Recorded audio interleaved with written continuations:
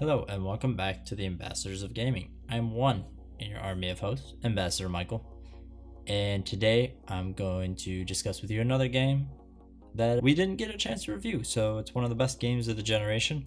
We are handpicking some of the best games in the lead up to the fall 2020 of next gen and kind of documenting some stuff we didn't get a chance to go over. More in-depth look at some of the games that came out throughout the generation. Today I would like to discuss with you Shadow of the Colossus. Daryl had written some stuff a while back regarding the remaster on PlayStation 4, and so we figured now would be a good time to go back over that as we're revisiting some of the best games. So let me just quote Daryl for you. Back in 2005, Sony published an action-adventure game by SCE Japan Studio and Team Ico. It was considered a spiritual successor to another game they had released on PS2 around 4 years previously, called Ico. Shadow of the Colossus was marketed more by Sony than Ico was, and maybe that was deserved as the game was well received and was held in high regard. Back in 2012, the magazine Complex named it as the second best PS2 game ever, sitting behind God of War 2. Then in 2015, US Gamer put it number 4 in the top 15 games since 2000.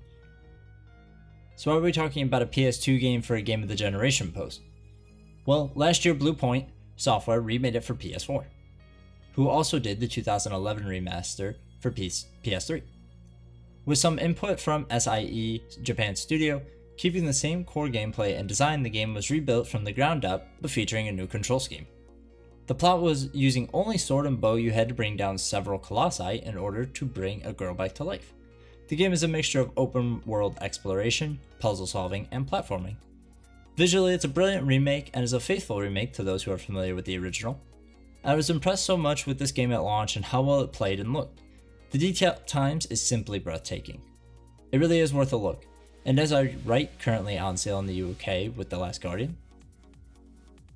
If you've never experienced it in any form, then you can't do worse than play through a stunning and faithful recreation to what some regard as one of the best games ever made. I think I would like to highlight on that a bit as well.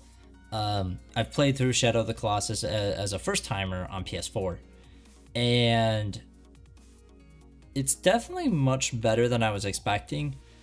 Maybe because I didn't play it in the original context, I don't understand why it's held in such high regard as one of the best games ever made, but it's definitely unique in a very different way from a lot of the games we get today, and even from the games back then. It's quite large, and it is really beautiful. They did a great job putting it on PS4 and just kind of redoing all these textures and everything. It all looks really, really great.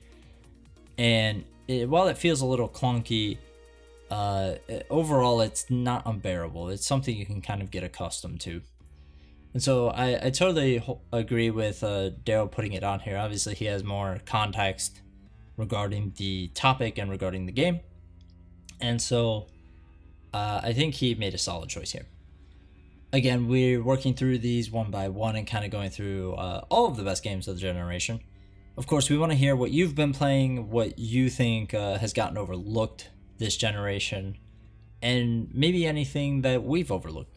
Of course, we want to hear what you're playing throughout this year. We're kind of figuring out how to wrap this all up, so we're making one video at a time, kind of going through all these games and just recapping some of the best stuff that happened in the last handful of years. So let us know what you think. As always, do the engagement stuff, please, and thank you. Like, share, subscribe, follow us on Facebook, Twitter, all that kind of stuff. And if you're feeling generous, we have a Patreon where you can get cool perks. So until next time, friends, I'm Ambassador Michael. These have been Daryl and I's thoughts.